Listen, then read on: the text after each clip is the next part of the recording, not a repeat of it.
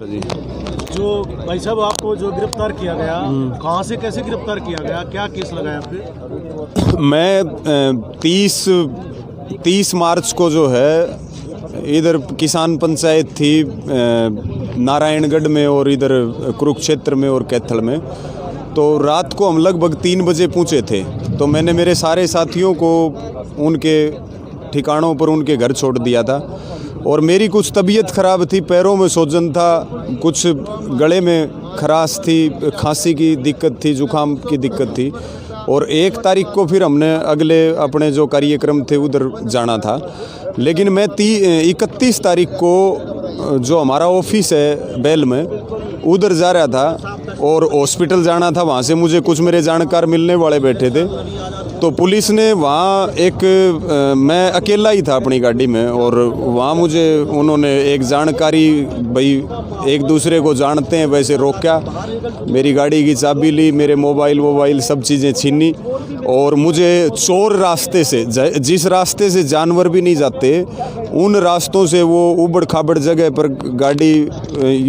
गाड़ी को उन्होंने निकाला। जिस गाड़ी में था तुरंत मेरा फ़ोन वोन बंद कर दिया। मैंने पूछा कि भाई मेरे को कहाँ ले जा रहे हो? बोला राजनीतिक दबाव है, ये है वो है और हम आपको कहीं लेके जा रहे। तो भवानी खेड़ा थाने में मुझे लेके गए, मेरे किसी भी से बात नहीं करवाई गई, मेरा फ़ोन तुरंत छीन लिया गया और उसके बाद फिर मुझे वहाँ रखा 31 तारीख को और फिर 1 तारीख को वहाँ पेश किया गया और सीधे तौर पर ये जो जी न्यूज़ वाला जो प्रोग्राम था हिसार में, इसका जो बीजेपी का सांसद है सुभाष चंद्रा और ये जो यहाँ का कृषि मंत्री है जेपी दलाल, इन लोगों ने एक साजिश के तहत सरकार का साथ लेकर के और एक मुकदमा दर्ज करवाया और जिस मुकदमे के तहत मुझे यहाँ भेजा गया और फिर यहाँ से भी मुझे सिक्कर भेजने का काम किया गया। किन धाराओं के तहत मुकदमा दर्ज किया गया?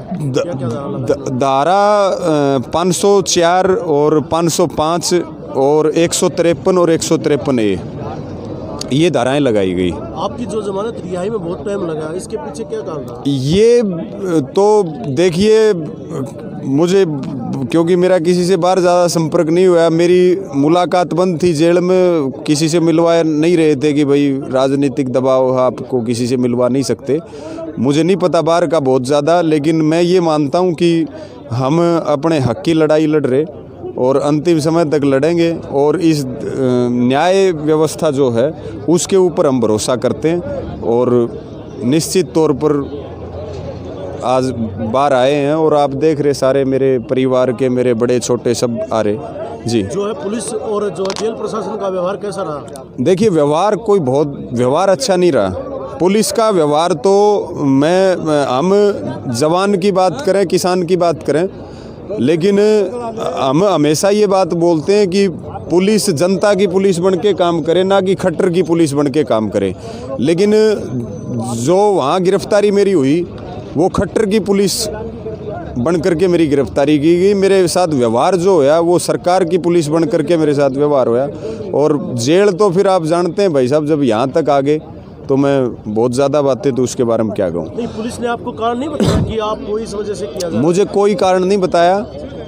मेरा शायद फ़ोन ट्रेस पे था। जब मैं मेरे घर पे चला तो मैंने ये कहा था कि भाई मैं ऑफिस में आने लग रहा, फिर मैं हॉस्पिटल में जाऊंगा, तो शायद मेरा फ़ोन ट्रेस पे था और उन्होंने एकदम से जो है अपनी गाड़ी आगे लगा करके और मुझे रोक करके और अपनी गाड़ी में डाल करके मुझे ले गए।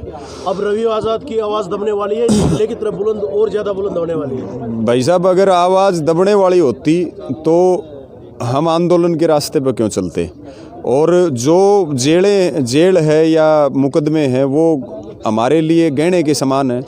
मैं ये मानता हूँ कि ये जो जेल में जाना होया या जिस तरह से हमें यातनाएं दी गई, हमें और ज़्यादा आंदोलन के लिए ताकत से काम करने का ये जज्बा और जुनून है और हम पीछे नहीं हटेंगे। अब और आक्रामकता के साथ हम लड़ेंगे और अंतिम सांस तक लड़ते रहेंगे। हमें जब हमने दूसरी बार जेल देखने का मौका मिला, पहले बार तो मेरे बड़े भाई हैं, किसान नेता हैं विकास जी सर, पहले हमारी 34-35 लोगों की गिरफ्तारी हुई थी दिल्ली कूच से पहले। तो एक बार तो तब जेल देखने का मौका मिला और हीब दोबारा जेल देखने का मौका मिला।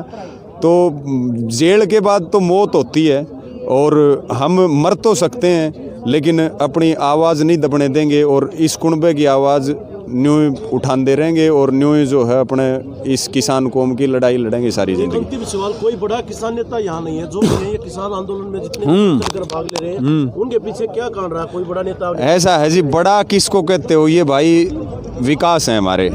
ये पूरा टिकरी बॉर्डर जो है, टिकरी बॉर्डर का जो हमारा मोर्चा है ये उसके इंचार्ज हैं, ठीक है, और मैं भी उसी बॉर्डर का हिस्सा हूँ।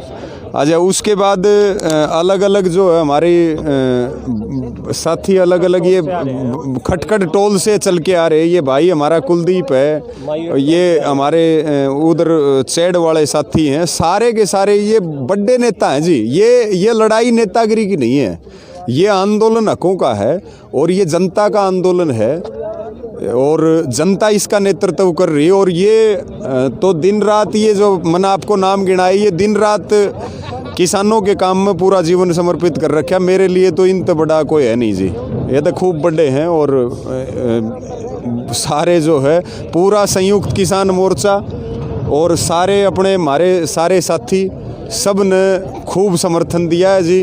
और जिसने जिस ढालते भी समर्थन दिया उसको सवाया करके लौटाएंगे, किसी का मान कम नहीं होने देंगे जिंदगी। अब आपकी कल की आगे की रणनीति क्या रहेगी? रणनीति तो जी अभी तय, गला खराब है, थोड़ी तबीयत खराब है, एक बार घर पहुंचेंगे और सारे अपने हमारे साथी खड़े हैं। यो कुनबा जैसे आदेश करेगा हम तो इसी समय भी आंदोलन के लिए, अगर हमारा कहीं भूमिका जो हमारी तय है और ईब भी कोई आदेश होगा तो तुरंत उस आदेश को पूरा करेंगे, क्योंकि हमारा तो ये सारे घर के सदस्य हैं जी, इन्हीं में हमारा परिवार है। बहुत बहुत धन्यवाद। रोहतक की आवाज़ में बात आपका भी बहुत बहुत धन्यवाद। नमस्कार भाई। आज आप ये रवि आज़ाद से मिले हो, इनकी रिहाई के बाद कैसा लगा? इनको बातचीत आपने की है, क्या कहेंगे उसके बारे में? ये सरकार की एक बहुत शर्मनाक घटना है जो इस प्रकार से हमारी आवाज़ दबाने के लिए भाई को उठाया और आज ये पूरा हरियाणा प्रदेश नहीं पूरा देश इनके साथ है।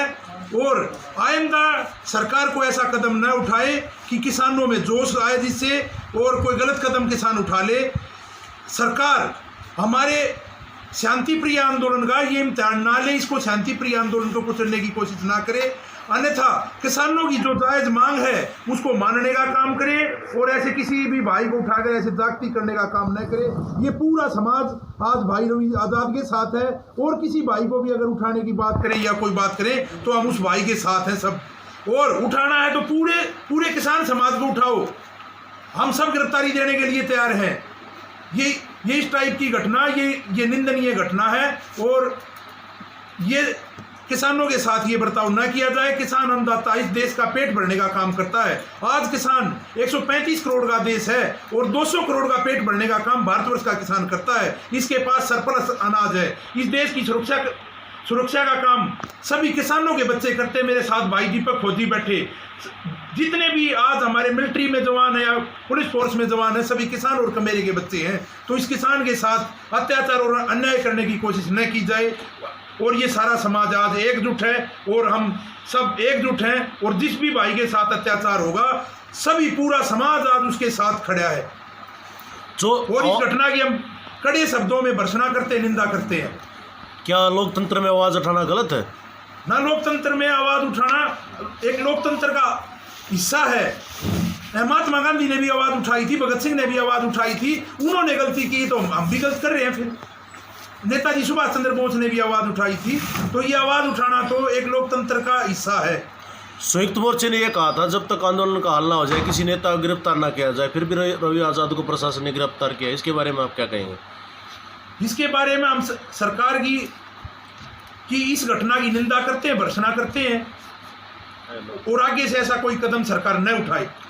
जिस प्रकार से हरियाणा के मौजूद हालात है राजनीति में, कार्यक्रम रद्द करने के लिए भी बोला, फिर भी कार्यक्रम कर रही है सरकार। इसके पीछे क्या सोचते हैं आप या क्या रणनीति है सरकार की? इसके पीछे इनकी सोची समझी रणनीति है और ये साजिश है। ये बाप को बेटे से भिड़वाना चाहते हैं, भाई को भाई से भिड़वाना चाहते हैं।